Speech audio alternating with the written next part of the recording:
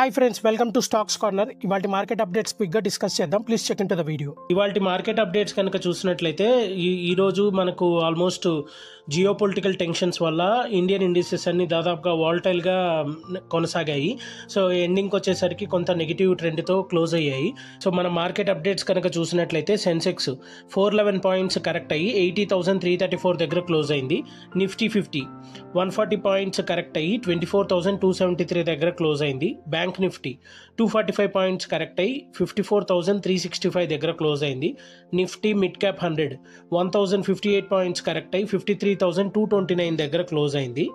Nifty pharma 347 points correct అయ్యి 21,115 దగ్గర close అయింది. అలాగే ఇవాళ top gainers and top losers ఇలా ఉన్నాయి.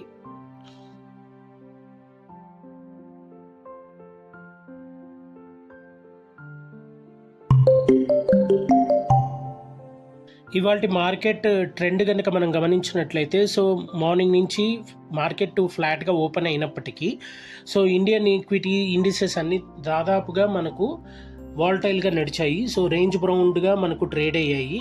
సో దాని తోడు మనకు జియో పొలిటికల్ టెన్షన్ ఏదైతే మనకు ఇండియా వర్సెస్ పాకిస్తాన్ ఏదైతే జియో పొలిటికల్ టెన్షన్స్ ఉన్నాయో వారుందో సో ఆ టెన్షన్స్ కొంతవరకు ఎస్కలేట్ అవుతాయి. సో ఇది వార్గా మారుతుందన్న టెన్షన్స్ కొంతవరకు ఇన్వెస్టర్ సెంటిమెంట్ని దెబ్బతీసింది.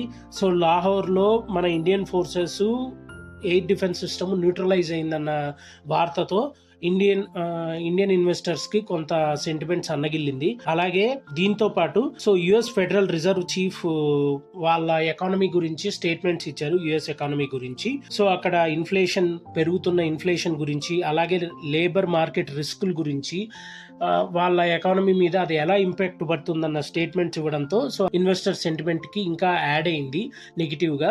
సో దీనివల్ల మనకు ఓపెనింగ్ ఫ్లాట్ గా ఓపెన్ అయినప్పటికీ పాజిటివ్ బయాస్ గా ఓపెన్ అయింది. బట్ అది కొంతవరకు కొనసాగినప్పటికీ ఎక్కువసేపు నిలబెట్టుకోలేకపోయింది. ఓవరాల్ గా మనకు క్లోజింగ్ వచ్చేసరికి సెన్సెక్స్ 411 పాయింట్స్ కరెక్ట్ అయ్యి 80,334 దగ్గర క్లోజ్ అయితే నిఫ్టీ 140 పాయింట్స్ కరెక్ట్ అయ్యి 24,273 దగ్గర క్లోజ్ అయింది.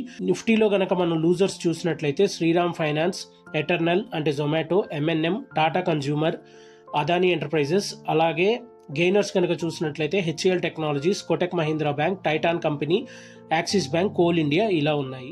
ఇలాంటి మార్కెట్ అప్డేట్స్ గురించి డైలీ తెలుసుకోవాలనుకున్నా, స్టాక్ మార్కెట్ గురించి నాలెడ్జ్ గెయిన్ చేయాలనుకున్నా మన ఛానల్ని సబ్స్క్రైబ్ చేయండి. Stocks corner by Shivanath. Thank you.